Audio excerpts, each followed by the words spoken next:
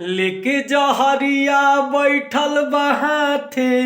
अरे पागल ह कुछ करिए जाई। आ मम्मी रे दूसरा से शादी न करब, यार हमर मरिए जाई। मम्मी रे दूसरा से शादी न करब।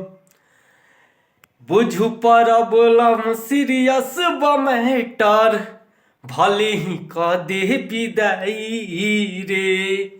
तिलक दहेज चाहे कुछ जान दी है, डोली हमारे मुँह जाई रे। अरे बुझू प्रॉब्लम मैटर बा सीरियस, पागल ह कुछ करिए जाई। आ मम्मी रे दूसरा से शादी न करब, लभर हमार मरिए जाई। मम्मी रे दूसरा से शादी न करब।